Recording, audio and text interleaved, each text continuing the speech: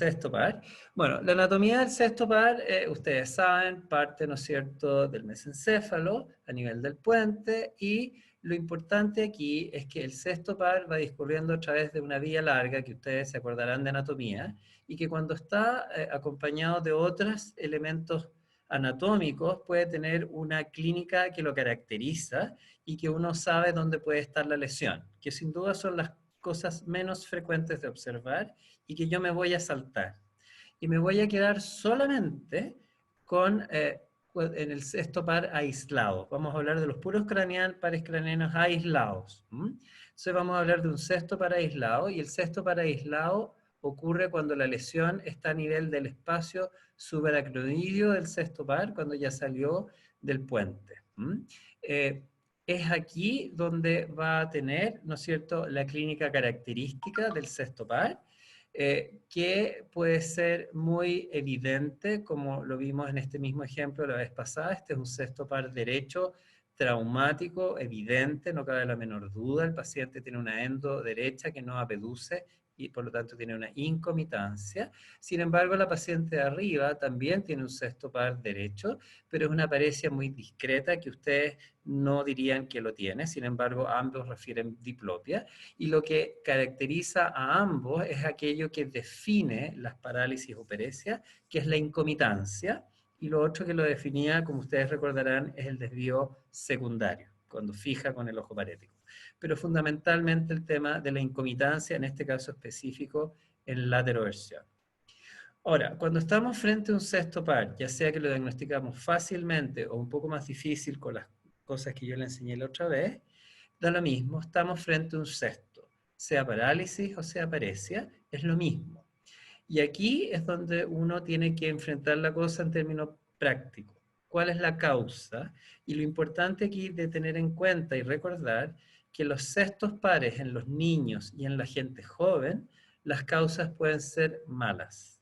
Sin embargo, en los pacientes adultos, entendiendo adultos sobre 50 años, generalmente la causa es más bien benigna. Vamos viendo. En los casos de los niños, lo primero que uno tiene que descartar y pensar es un tumor cerebral. El porcentaje de incidencia va a depender de las diferentes series, por eso esta variación entre 20 y 45%, pero es la primera causa que uno tiene que descartar, y generalmente son tumores, generalmente estos que ustedes ven acá, da los mismos cuáles son, pero fundamentalmente están ubicados en la fosa posterior, que es donde está yendo el sexto par. Es importante esto porque ustedes van a solicitar neuroimágenes, y la neuroimagen, para ver la fosa posterior, lo ideal es la resonancia. El TAC no necesariamente es una buena imagen, ya que está circunscrito por hueso, está en la base, por lo tanto pueden pasarse lesiones. Así que aquí no vale la pena ahorrar, aquí hay que irse directo a la resonancia, con y sin contraste. La segunda causa en frecuencia, pero la más fácil de descartar, por lo tanto uno la descarta con la historia, es el trauma. El trauma es la segunda causa en frecuencia, pero estamos hablando de traumas severos, como los de la foto. Trauma significativo. No sirve que me pegué cuando iba caminando por ahí con la punta de la mesa. No, estamos hablando de traumas verdaderos. Por lo tanto, cuando uno enfrenta un sexto par, lo primero que hace mentalmente es esto traumático o no. Y la historia se los va a contestar. Por lo tanto, si no es traumático, ustedes lo tiran a un costado y empiezan con las causas que les importan. De nuevo, la primera es tumor cerebral. La segunda que hay que pensar, descartando la traumática y que viene a ser la tercera en frecuencia, es la hipertensión endocraniana. Y aquí las hipertensiones endocranianas son todas las que sabemos. Desde la hidrocefalia, que la mayoría de las veces van a ser niños que ya son hidrocefálicos en tratamiento con válvula y que se les tapó la válvula, entonces una de las causas frecuentes es que se tapó la válvula, entonces está el antecedente del niño que usa válvula de hipertensión.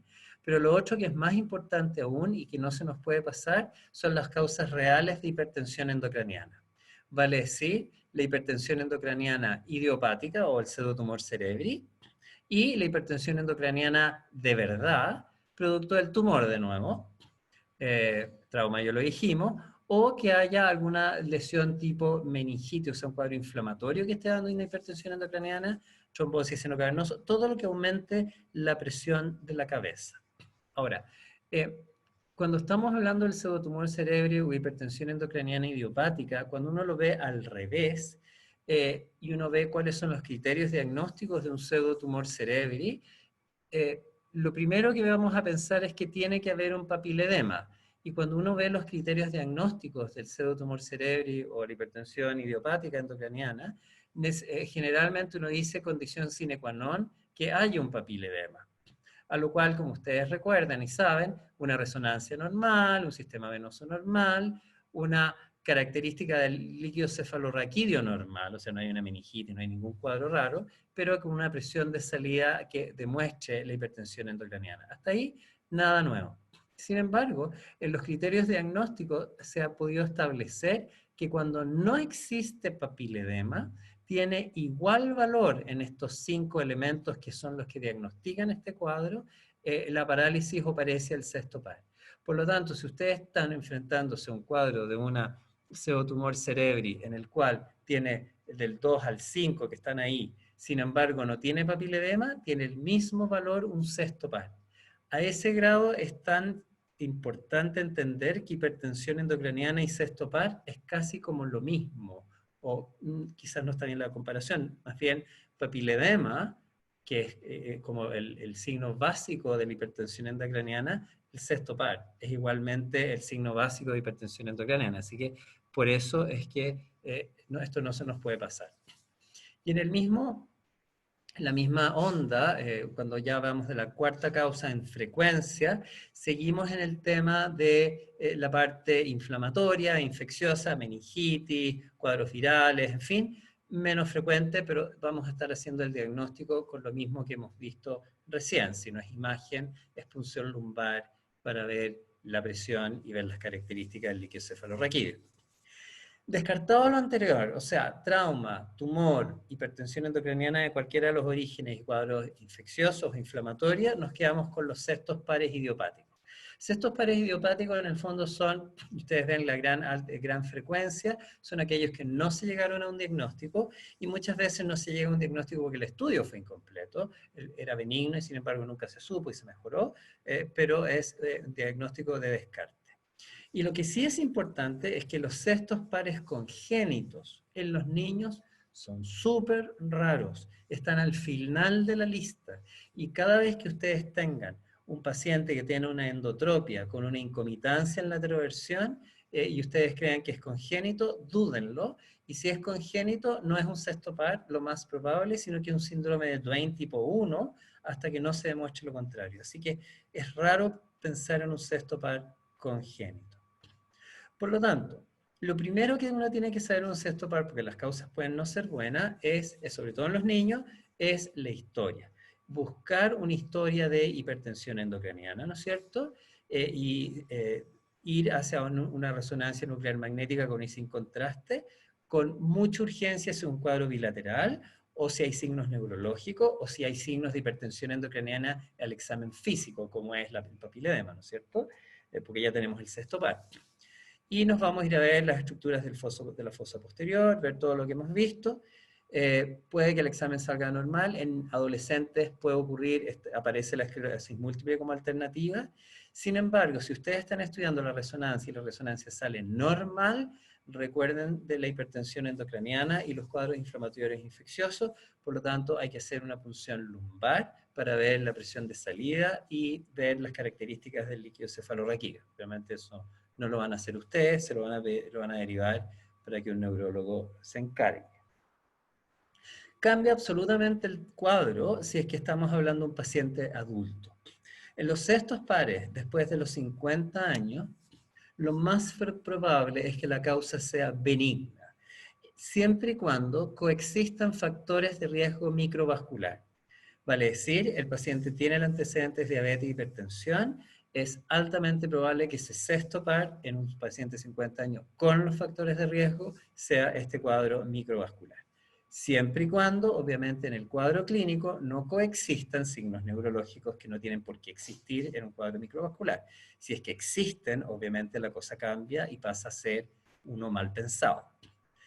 El tema acá es si es que estamos frente a un paciente de más de 50 años con diabetes, con hipertenso y no tiene absolutamente nada más, si vale la pena pedir una neuroimagen o no, ya que las posibilidades de que sea benigna son altas.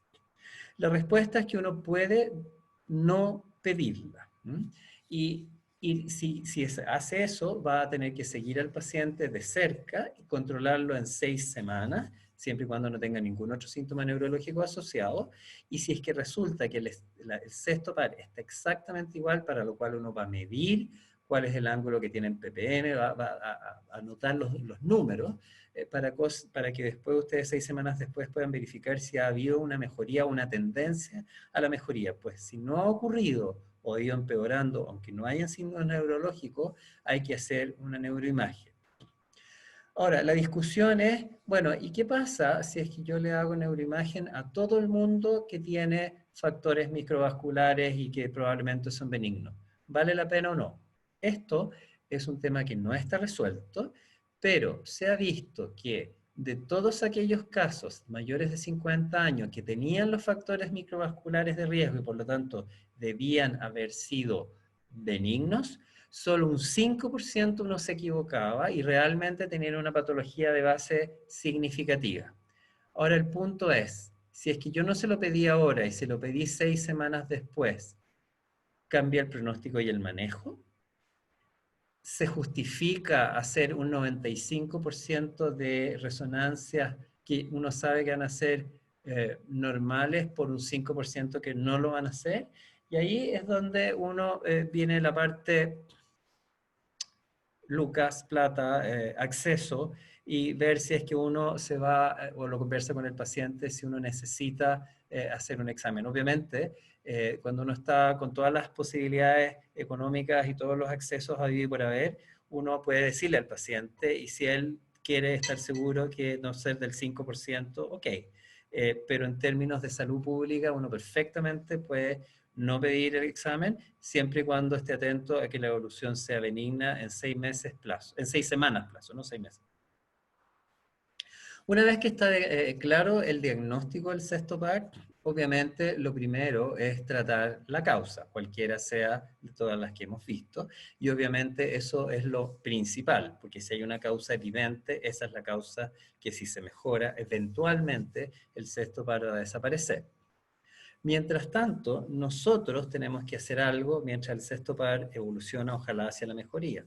En un niño tenemos que evitar la ambliopía del ojo desviado, por lo tanto, vamos a parchar un ojo. Y en el adulto vamos a tratar de, no hay ambliopía que evitar, pero sí queremos evitar la diplopia. Ahora, ¿qué ojo debemos parchar?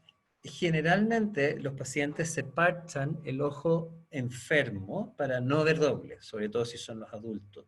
Es justamente lo contrario lo que hay que hacer. Hay que favorecer el parche sobre el ojo sano para que justamente el ojo enfermo que está en endotropia trate de fijar mirando al frente, lo cual va a generar debajo del parche un desvío secundario, pero no importa. Lo que queremos es que el recto lateral trate de funcionar lo que más pueda y evite al mismo tiempo, al mantener el ojo al frente, que el recto medio se contracture. Recuerden lo que vimos en la otra clase, que el recto medio con el tiempo, esta endotropia, el recto medio puede tener cambios que son anatómicos y contracturarse, lo que lleva a una permanencia del desvío, aunque el sexto par se mejoró en la práctica. Por lo tanto, favorecer el parche sobre el ojo bueno. Doctor, ¿Sí? la contractura del recto medio, ¿en cuánto tiempo más o menos uno la empieza a ver? Mira, eso es súper variable y va a depender del ángulo que tiene que ver directamente con el grado de incomitancia o el déficit de abducción. Cuando tú tienes una parálisis total, con una endotropia grande y con una limitación de la abducción total, llega a la línea media o ni siquiera llega a la línea media, puedes tener contracturas que son relativamente rápidas. Rápida estamos hablando del próximo control, del control a los 4 semanas, 6 semanas. Generalmente, sin embargo, esto tiende a ocurrir más tiempo. Yo diría que entre unos 2 o 3 meses. Pero yo me acuerdo viendo una doctora de la clínica Las Condes, que era justo una neuróloga que tuvo un cuadro central, que era paciente de la Jimena Katz, y que vimos cómo entre el diagnóstico y el primer control, que fue a las 4 semanas, el ángulo fue aumentando con una mayor déficit de la apeducción. Y eso te demuestra de alguna manera que el músculo se está contracturando. Que ahí es donde uno puede pensar en hacer, y me adelanto a lo que viene, Botox, por ejemplo, que es lo que hicimos con ella. Bien, la otra alternativa es usar prisma. Los prismas aquí no sirven mucho, porque el prisma, como ustedes sabrán, eso es un prisma de Fresnel que está ahí. Los prismas van a ser capaces de alinear el ojo en una posición X, pero una de las características del cesto es que, o todas las parálisis, que es incomitante. Por lo tanto, si el prisma va a compensar la mirada al frente, no va a compensar la mirada hacia el lado derecho o hacia el lado izquierdo. Por lo tanto, basta que el paciente mire un poquitito para cualquiera de los dos lados para que vea doble nuevamente. Así que no tiene mucha utilidad el prisma aquí. Sin embargo, el Botox sí puede tener importancia. Y lo inyectamos, si es que lo vamos a inyectar, sobre el recto medio. Ya hablamos algo la otra vez como diagnóstico diferencial entre parálisis y paresias, como ustedes recordarán. Entonces, ¿para qué serviría el Botox en el sexto par? Permite evitar la diplopia en ppm, porque si estamos frente a un sexto par total y yo paralizo el recto medio, va a estar paralizado entonces el recto medio producto del Botox y va a estar paralizado el recto lateral producto del sexto par. Por lo tanto, el ojo va a quedar fijo en ppm, va a tener al menos una posición de no diplopia y además permite, como ya habíamos visto, hacer el diagnóstico diferencial de la paresia. Esto creo que lo contó Osvaldo la última vez. Si es que fuera una parálisis total, el ojo queda al medio. Si es que era una paresia severa que parecía parálisis y realmente no lo era, el ojo se va a ir hacia la exo. Y permite, de alguna manera, evitar que el ojo se contracture mientras se va mejorando el recto lateral en forma espontánea. Mucho se dijo al principio cuando partió el Botox en el sexto par que esto evitaba la cirugía y en unos primeros papers de hecho decían que el sexto par se debía tratar todos con Botox porque de esa manera la cirugía ya no era necesario de hacer. Eso no necesariamente es así. Eventualmente en algunos se va a mejorar. Vamos a ver en quienes tienden a mejorarse más y en otros no, pero no es que el Botox sea el tratamiento, sino que el Botox lo que hace es mejorar la diplopia, mientras tanto se mejora y hacer el diagnóstico diferencial. Y eventualmente, al disminuir la contractura del recto medio, disminuir la cantidad de cirugía.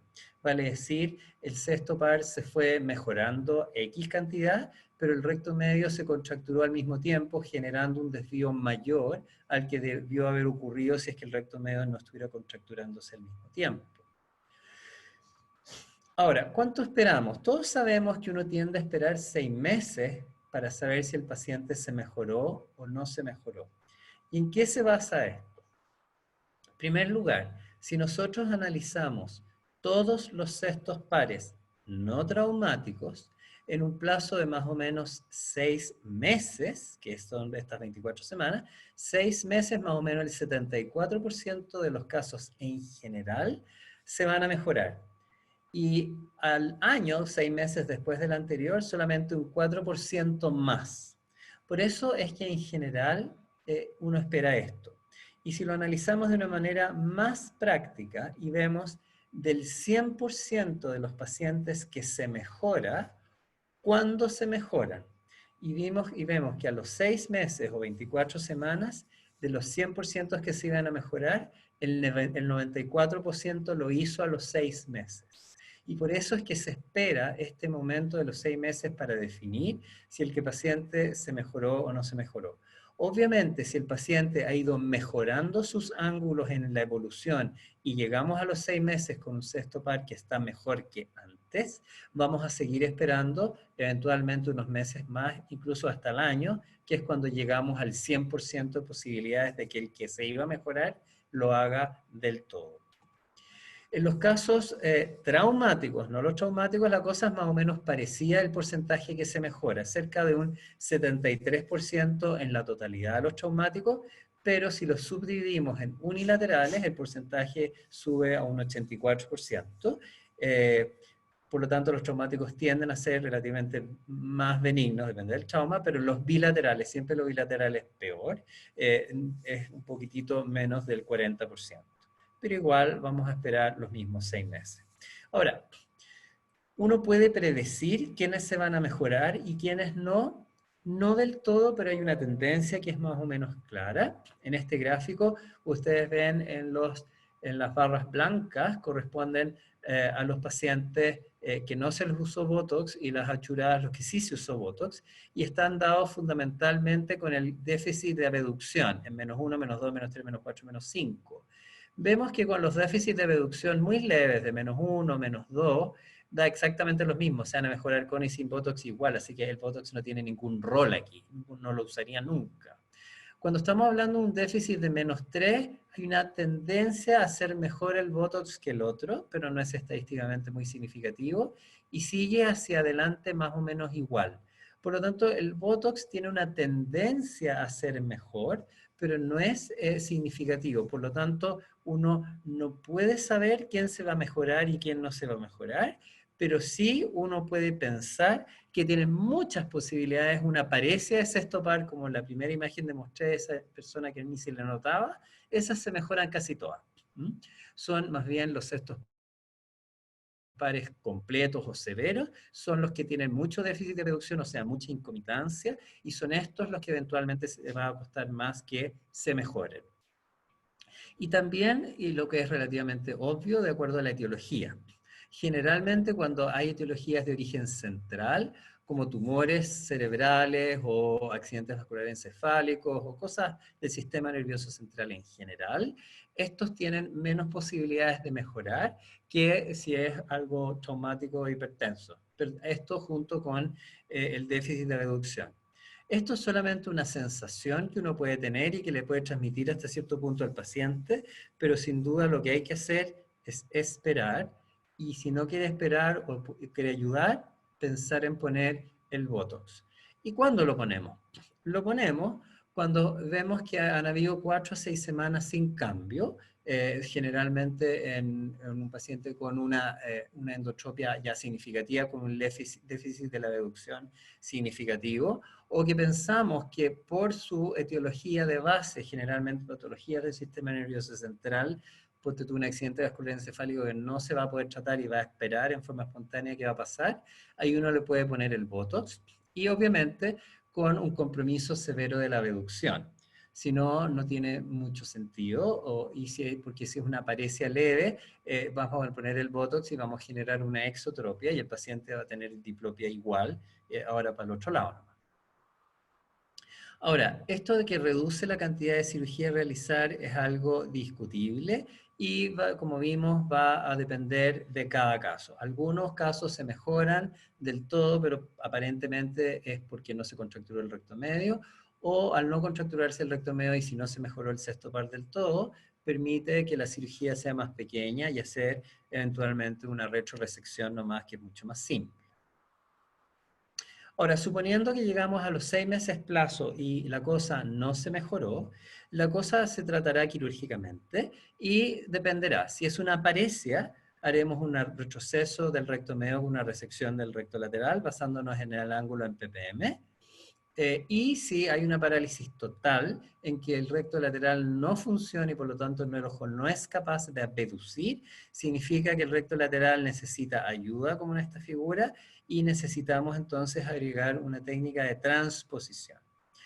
Las técnicas de transposición hay de todo lo que ustedes quieran. Aquí les muestro algunos, no me interesa que sepan los nombres, pero esencialmente todo se basa en lo mismo, que es de prestarle fuerza al recto lateral que está paralítico desde los músculos rectos verticales, recto superior, recto inferior, y las variaciones están dadas si se transponen totalmente, parcialmente, con desinserción, sin desinserción, con punto extra de refuerzo o no, y para eso están los diferentes nombres. Ahora, el problema de todos estos cuadros es que, de todas estas transposiciones, es que cuando transponemos los dos rectos verticales, los desinsertamos y los volvemos a insertar, ya estamos eliminando dos vías de circulación del polo anterior y por lo tanto no podemos usar el retroceso del recto medio porque si no nos ganamos una isquemia al segmento anterior. Por eso es que si hacemos transposición de ambos verticales en alguna de las técnicas, al recto medio no lo podemos tocar, salvo que le inyectemos un botox. O bien usemos transposiciones parciales de los rectos verticales para entonces ser capaz de hacer en recto medio ya que podemos evitar el problema de la isquemia.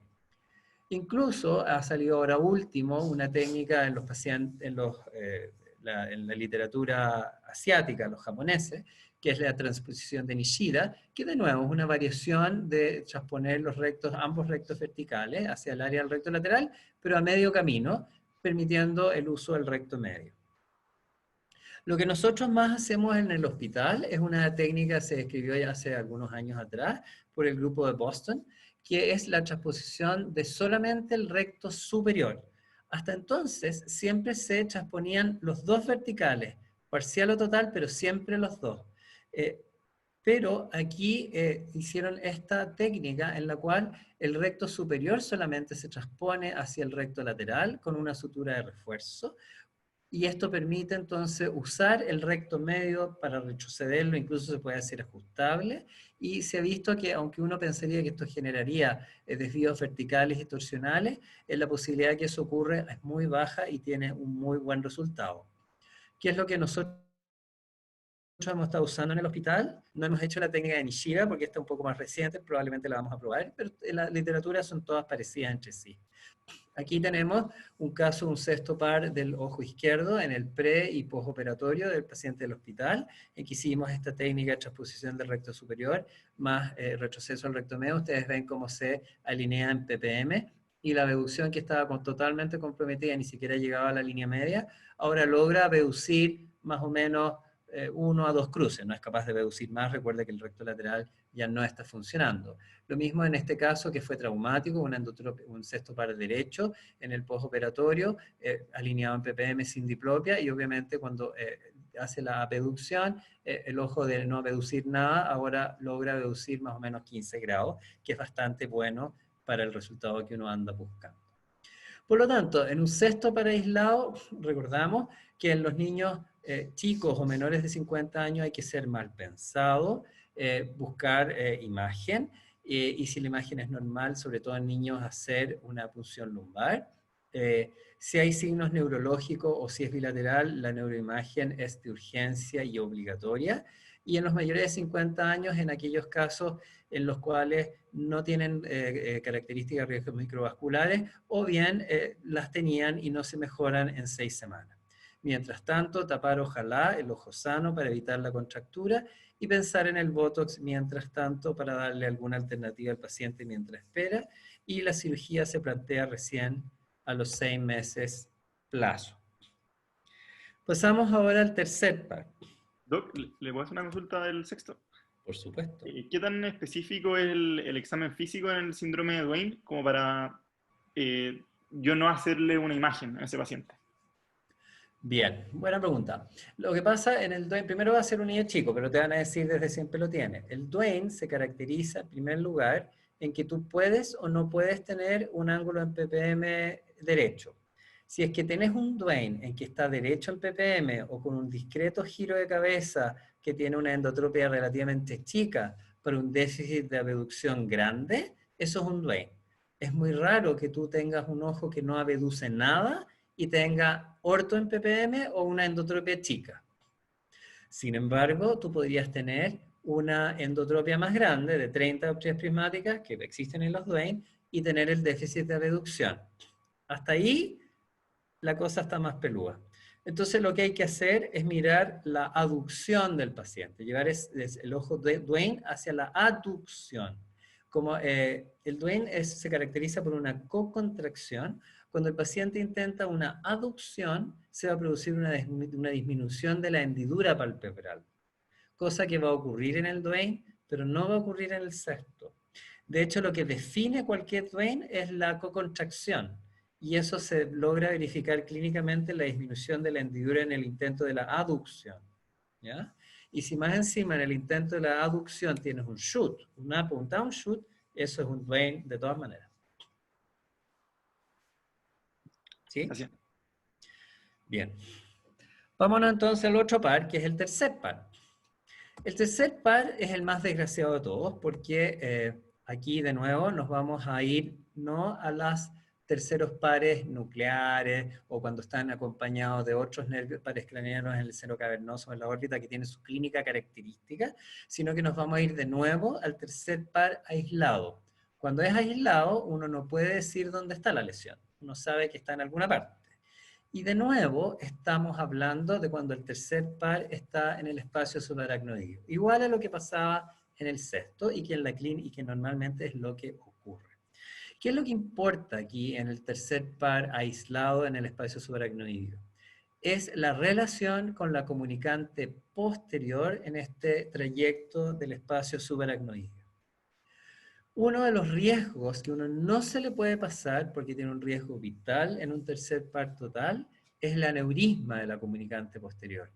El aneurisma de la comunicante posterior puede hacer compresión sobre el tercer par mientras pasa por ahí. Y una característica anatómica que tiene el tercer par, que ustedes recordarán, que el tercer par, acuérdense que inervan 4 de los 6 músculos vestibulares, más el elevador del párpado, más el constrictor pupilar. Por lo tanto, las fibras pupilares anatómicamente están superficiales en el nervio y están más bien dorsales. Por lo tanto, si hay alguna patología compresiva, como puede ser el aneurisma o un tumor o cualquier cosa que comprima el tercer par, la primera lesión que debería ocurrir es la de la pupila. Y por lo tanto, el paciente va a tener midriasis. Y por eso es que cuando uno tiene un tercer par aislado, le importa saber si el tercer par aislado es con o sin compromiso pupilar. Vale decir, con o sin midriasis. Porque si hay compromiso pupilar, las alternativas son malas siempre, que hay que descartar. El aneurisma de la comunicante posterior y un tumor. En cambio, si no hay compromiso pupilar, la cosa cambia. Y aquí, nuevamente, como era el sexto par en el paciente de sobre 50, volvemos a las mismas causas microvasculares de diabetes, hipertensión, en fin, incluso algunas migrañas se han descrito. En el espacio subaracnoideo también puede ser por hipertensiones endocranianas, como ocurrió también en el sexto par. Generalmente se ha visto más que nada en los casos de hemorragia intracraniana. Y el tercer par, sobre todo para los de primero, recuerden, es una exotropia con tosis, con midriasis, si es que está comprometida la pupila, y está afectado el recto medio, porque entonces no aduce, está afectado el recto superior, o sea, no eleva, está afectado el recto inferior, o sea, no deprime, el recto lateral es normal porque ese es del sexto, y además el paciente está con tosis, por eso se le está levantando el párpado con el dedo, y eventualmente ya dijimos la midriasis. Pero el tercer par, como tiene muchos músculos que inerva, puede ser comprometido totalmente o parcialmente, como aquí, por ejemplo, que es una hipertrofia, pero se afectó más que nada el recto inferior. O este otro que se afectó recto medio, que sería un diagnóstico de diferencia, ponte tú, de una oftalmoplegia internuclear, pero se pueden afectar pedazos de músculos aislados o ramas, dependiendo de dónde está dañado el tercer par.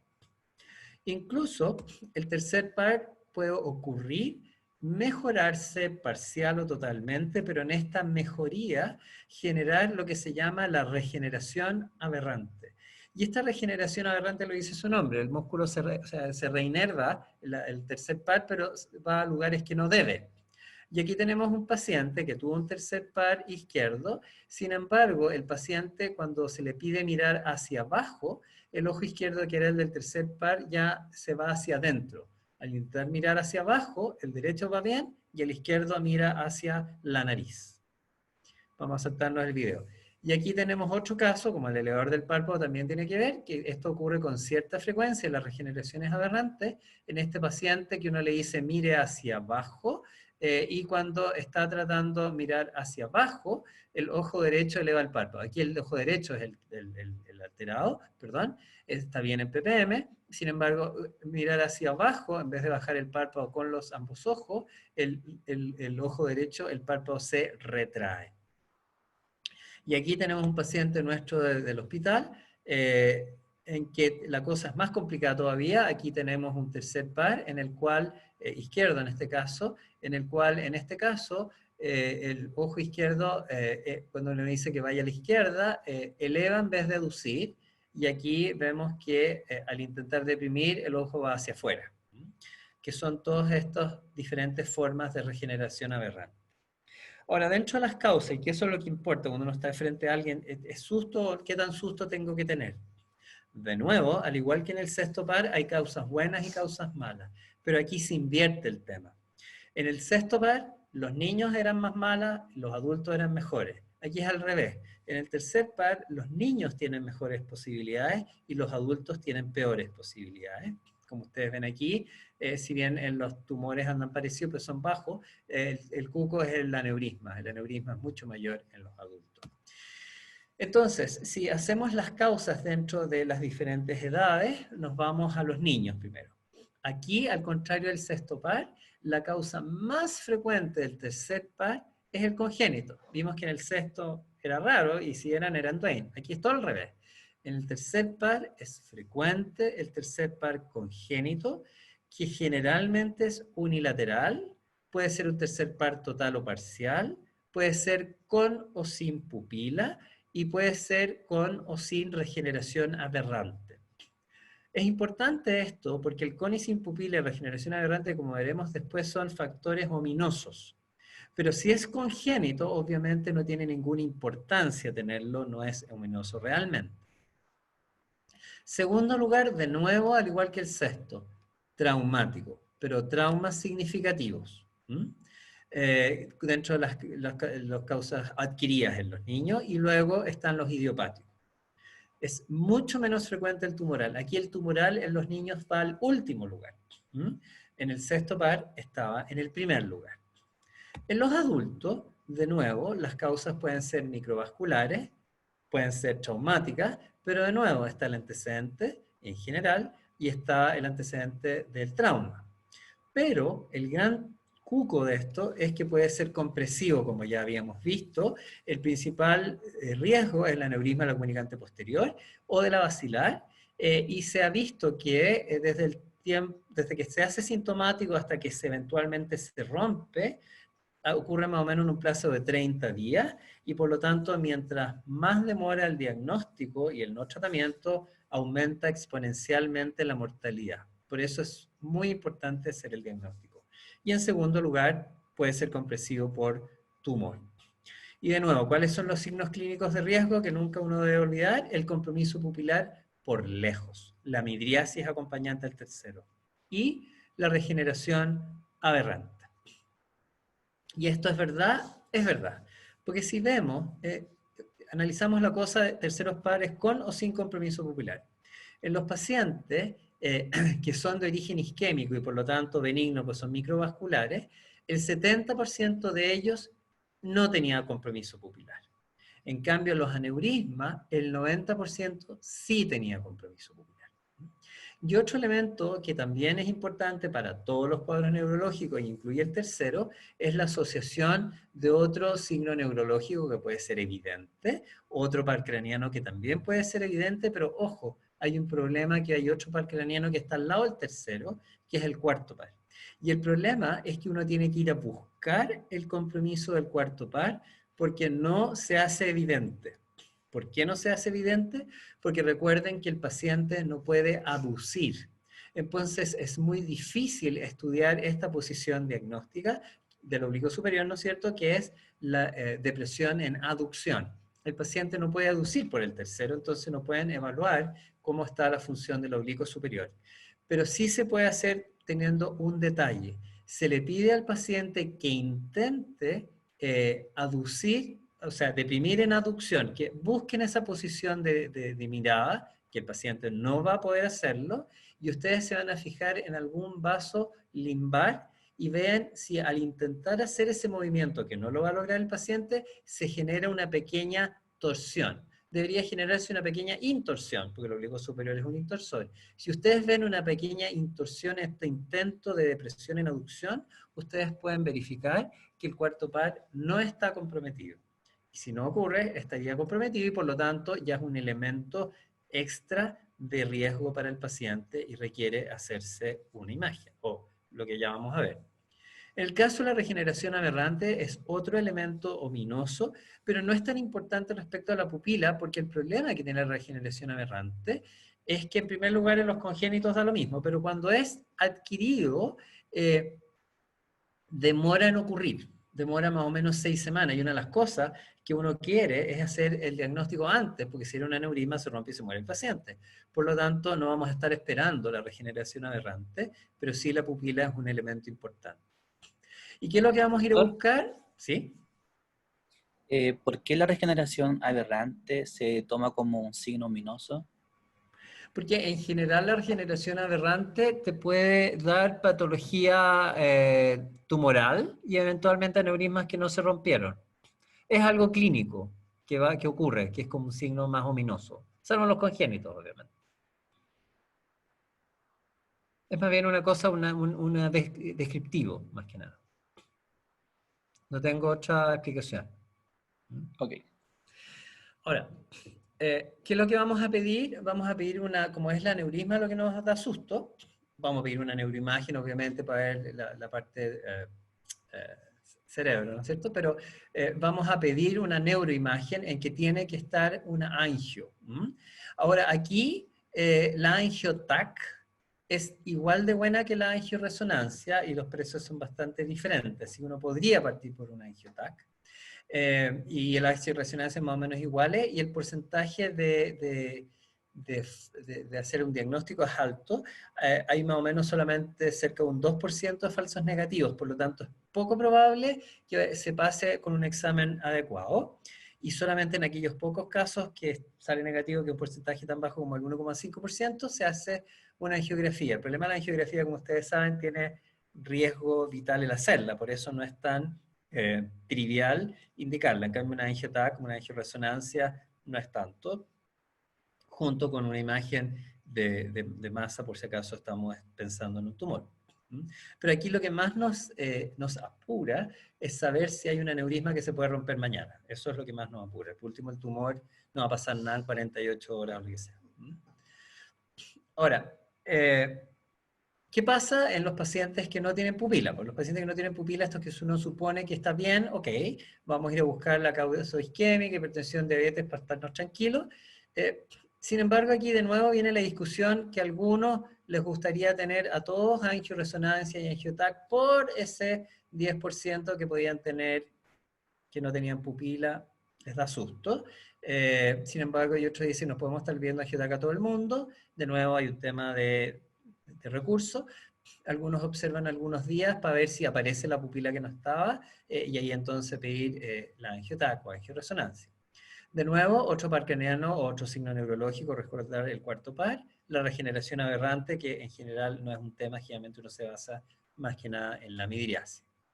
Por lo tanto, cuando uno va a pedir una neuroimagen en terceros pares sin pupila, cuando son más jóvenes que no tienen hipertensión o diabetes, el tercer par incompleto, porque como no tenemos un tercer par, que uno pueda decir que un tercer par con o sin pupila, puede ser un tercer par que está en evolución. Y como no sé, prefiero hacer un examen a esperar a tener el tercer par completo. Y ahí dijimos regeneración errante, de nuevo los cuadros benignos, estos de hipertensión o diabetes deberían ir mejorando, y si no ocurren, vamos a pedir imagen. Y de nuevo, si está asociado a otro par craneano, recordar el cuarto. Doctor, perdón, una duda. ¿Usted ahí de entrada le pediría un angioTAC a ese que es sin pupila, con todos esos factores que comentó, o le pediría una resonancia? En este manejo sin pupila, yo prefiero, lo que más nos importa es una angioTAC. Ya. Porque es el riesgo vital que hay de por medio. Sin duda, un tumor cerebral también tiene un riesgo vital, pues, pero tú podías hacerte la resonancia después. Ahora, generalmente, si tú puedes, vas a pedir las dos cosas. Si le vas a hacer una angio-TAC o le vas a hacer una resonancia, le decía resonancia o una angio-resonancia junta. ¿Mm? Pero si tienes que elegir por costos, primero lo más fácil, y lo que puedes hacer es pedir una angio-TAC, que es barata, es rápida, corta, y sales del tema del aneurisma. Y si te sale normal, te va ya a la resonancia. Perfecto. Gracias, Por lo tanto, entonces, en un tercer par, igual que en cualquier par craneano, uno espera 6 meses, parcha para tratar que la cuestión vaya bien. Aquí el Botox nos sirve de mucho. La cirugía, ustedes comprenderán, es mucho más difícil, porque aquí no tenemos, si es un tercer par total, no tenemos músculos del cual pedir fuerza para transponer. Así que no es muy buena el éxito quirúrgico. Aquí lo que uno trata es tratar de llegar a paciente que quede alineado ojalá en ppm, y si se puede mover un poquitito para un lado y para el otro, bienvenido, pero va a seguir teniendo diplopia. Y como esto no es un caso bueno, existen montones de técnicas. Cuando existen montones de técnicas, que no hay ninguna que es muy buena. Y en general, de todas las que hay, las que más han habido son retrocesos, resecciones con tracción, o sea, dejar el ojo en aducción con unas suturas durante un mes, o bien agarrar el recto lateral y suturarlo al periósteo y resecar el recto medio. Y lo que nosotros hemos estado haciendo, una técnica nueva, que es retroceder el recto lateral máximo con Botox al recto lateral al mismo tiempo, más resección del recto medio máximo, con lo cual nos está yendo bastante bien. En los casos parciales va a depender de cada caso qué es lo que vamos a hacer.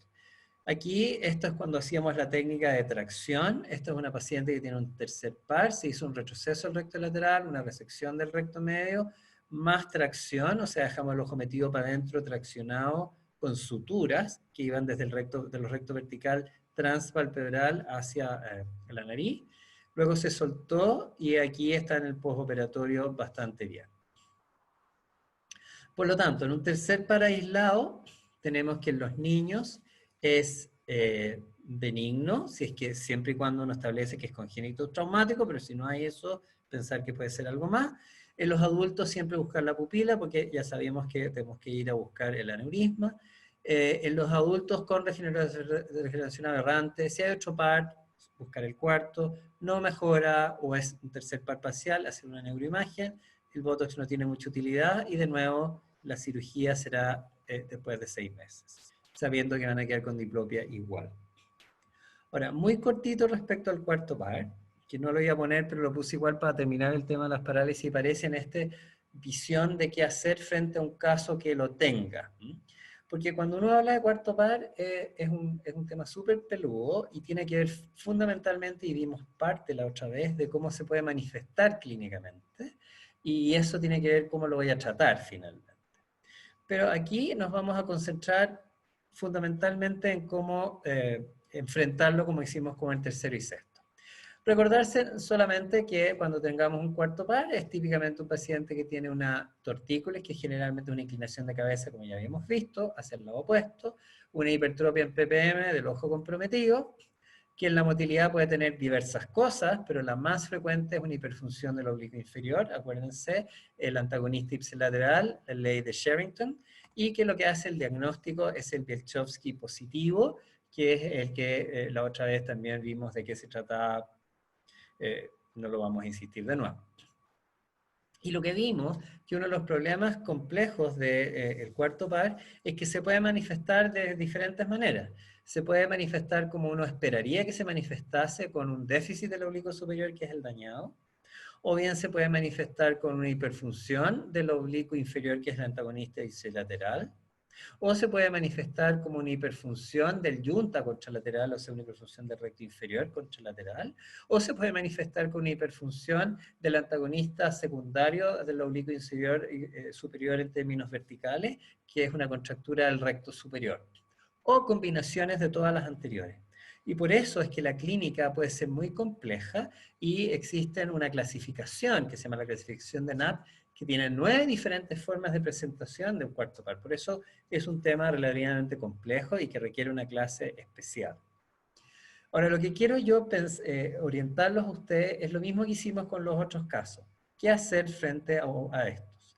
Entre el tercero y el sexto vimos que depende de la edad, hay malos o buenos, pero siempre hay una cosa mala que puede ocurrir. Sin embargo, en términos de etiología, el cuarto par es el más bueno de todos. Es raro que haya algo malo detrás. Ahora, ¿cuándo uno lo ve? Depende, fundamentalmente si es un cuarto par congénito o no. El cuarto par congénito se caracteriza por la inclinación de cabeza que hemos visto, la hipertropia que puede tener o no tener diplopia, porque el cuarto par congénito, uno piensa congénito, el diagnóstico se hace de guagua. Muchas veces, yo diría la mayoría, el diagnóstico pasa desapercibido, el paciente tiene un cuarto par congénito y de adulto empieza a manifestar signos de diplopia y ahí uno verifica que tenía la cabeza inclinada de toda la vida y que tiene las típicas características de la motilidad que ustedes ya saben, la hipertropia incomitante en las traversiones y el Bichowski positivo que lo define. Y ustedes hacen el diagnóstico de un gallo a los 30 años, pero lo ha tenido desde siempre porque ha tenido la inclinación de cabeza toda la vida. Pero además de esto que existe en los cuartos pares congénitos, existen también otras cosas que lo definen específicamente, y que es la amplitud de fusión vertical. ¿Qué es esto de la amplitud de fusión vertical? La amplitud de fusión vertical en los seres humanos es muy mala. Es entre 1 y 3 dioptrías prismáticas. ¿Qué significa eso? Significa que si yo pongo un prisma vertical sobre uno de los ojos en cualquiera de ustedes que está sano, le pongo el primer prisma, a lo más el segundo y a todo reventar el tercero, que es el 3 dioptrías, y ustedes van a ver doble. No son capaces de compensar una diplopia vertical que yo estoy provocando en ustedes y fusionen. Eso se llama amplitud de fusión vertical. Y uno la ve aumentando en forma progresiva el poder del prisma vertical en un ojo respecto al otro. Pero en un paciente que tiene un cuarto par congénito, uno puede llevar el prisma a 10, 15 y hasta 20 y más incluso, y el paciente sigue no viendo doble. Eso es característico de un cuarto par congénito de toda la vida. Y lo otro es que si tienen diplopia, no tienen diplopia torsional, no tienen exciclotorsión. Y las etiologías del cuarto par congénito en general es por un problema inervacional, o sea, una hipoplasia o aplasia del cuarto par, del nervio en sí, con atrofia del músculo por lo tanto, o el núcleo está bien, pero es el tendón el que está normal y está muy laxo. Diferente al adquirido, por eso hago esta diapositiva que está comparando con el anterior. Cuando el cuarto par es adquirido, la tortícolis va a existir eventualmente. Generalmente es la misma inclinación o giro de cabeza o lo que sea, pero es adquirido, no está de siempre. El paciente dice que no lo tenía de antes y no hay fotos que lo demuestren. Típico en el cuarto par congénito, las fotos son hasta siempre para atrás. Aquí es reciente. Después, la diplopia. La diplopia vimos que en el cuarto par congénito el paciente puede presentarlo, pero generalmente lo va presentando de a poco, no de un día para el otro. Aquí la diplopia existe en forma casi siempre evidente. La hipertropia incomitante en la traversión y el Bichowski, al igual que el cuarto par congénito, es lo mismo. Pero ¿qué es lo diferente además en el adquirido? Aquí no hay una amplitud de fusión aumentada, es la misma que tiene cualquier persona normal. 1, 2 dioptrías, todo reventar. Por eso es que estos pacientes tienen diplopia, bueno, tienen capacidad de compensación, y estos pacientes pueden tener, no siempre, pero pueden tener diplopia torsional. Y aquí las adquiridas son las que uno tiene que abrir el ojo si es que hay algo detrás. Pero afortunadamente lo que hay detrás son trauma, y aquí el trauma no necesariamente tiene que ser un trauma muy severo, no es necesario que haya habido un accidente tremendo, puede ser un trauma más chico y generar un cuarto par, o microvascular de nuevo, hipertensión diabética. El tumor, mucho más chiquitito. Por lo tanto, si tenemos un cuarto par adquirido y no hay trauma, no hay microvascular, no hay nada más, quizás ahí vamos a pedir una neuroimagen. Pero las posibilidades de que un cuarto par sean por un tumor, si bien en teoría es posible, son bastante menos frecuentes y uno lo va a pensar recién si es que estamos en un cuarto par adquirido. Y por eso hice la diferencia, porque la gran mayoría en clínica son congénitos. Por lo tanto, ¿cuándo vamos a investigar un cuarto par? Cuando es adquirido y sabemos que no es traumático, y cuando hay ausencia de riesgos de microvascular, que es lo que acabamos de ver. Lo que sí es que hay un cuadro que hay que tener en cuenta, que afortunadamente es poco frecuente, se los presento, no voy a hablar más de esto, que se llama skew deviation. No tiene una traducción en español, traducción literal sería desviación oblicua, pero nadie la conoce como tal. Todos hablan de skew deviation. Y este skew deviation es un estrabismo vertical. Pero la característica de este estrabismo vertical, que es como la luz, que puede presentarse de 1000 maneras. Aquí, este estrabismo vertical también puede presentarse de 1000 maneras. Siempre es vertical, pero se puede presentar de las maneras más diversas. Y dentro de esa puede simular un cuarto par con todas las características de un cuarto par. Pero el problema aquí es que es de origen central, de nuevo a nivel de troncoencéfalo, y por lo tanto es un paciente que tiene un riesgo de accidente vascular de tronco, entre otras alteraciones, y por lo tanto no lo podemos subvalorar. O sea, podemos confundirlo con un cuarto y por lo tanto tenemos que estar seguros que no es un cuarto. Porque si es un skew, ya se acabó la buena onda. ¿Y cómo se diferencian si son muy similares? Aquí vemos que en un cuarto par el paciente va a inclinar la cabeza hacia el lado opuesto del ojo que está en hipertropia, y ese ojo que está en hipertropia va a tener una exciclotorsión. Eso es lo característico. En el skew deviation también va a haber una inclinación de la cabeza alejándose del ojo en hipertropia, pero el ojo que está en hipertropia, en vez de tener una exciclotorsión, va a tener una inciclotorsión. Y el ojo de hipotropia es el que va a tener una exciclotorsión. Eso es al revés en términos torsionales de lo que debería ocurrir en un cuarto par. Y por eso es que aquí el doble Maddox, que yo se los mostré la otra vez, permite hacer el diagnóstico, además de la torsión objetiva en el fondo de ojo. Pero además existe un signo que lo escribió la doctora Wong hace algunos años, que es súper fácil de hacer, y es el verificar cuál es la hipertropia o el ángulo vertical o hipertropia del Covert Test en ppm, y cuál es la torsión subjetiva al doble Maddox. Esto que yo les hablaba con el rojo verde, el rojo blanco, el doble Maddox que les comenté. Ustedes miden qué cantidad hay de hipertropia y de torsión característica, y entre el paciente en posición sentada y luego acostada. Y al acostarse, en el skew deviation van a disminuir ambos ángulos, tanto el vertical como la torsión, en más de un 50% del ángulo original, como aquí lo muestra el trabajo que lo describió. Por lo tanto, es un signo fácil y simple en que uno puede hacer un diagnóstico diferencial entre un skew, que sí es complicado, versus un cuarto par adquirido que probablemente no lo es tanto. Por lo tanto, en un cuarto par aislado, el congénito es benigno y el adquirido es poco frecuente que sea maligno, siempre y cuando descartemos el skew. Rara vez vamos a hacer una neuroimagen. Yo me acuerdo un solo paciente que tuvo un cuarto par adquirido que le tuvimos que pedir una neuroimagen y que salió positiva. La gran otra mayoría, nada. Y la gran dificultad que tiene el cuarto par no es tanto en qué hacer con ellos, sino el diagnóstico por todas las formas de presentación dada por los secundarismos que vimos un poco la otra vez, y porque la cirugía también es más compleja porque va a depender de cuál es el tipo clínico que tiene, cuál es o los músculos que voy a usar, el oblicuo inferior, el recto inferior de un lado, el recto superior del otro, voy a hacer un arradaíto para la exciclotorsión, etc. Es un cuadro que es más complejo desde un punto de vista estrabológico. Eso.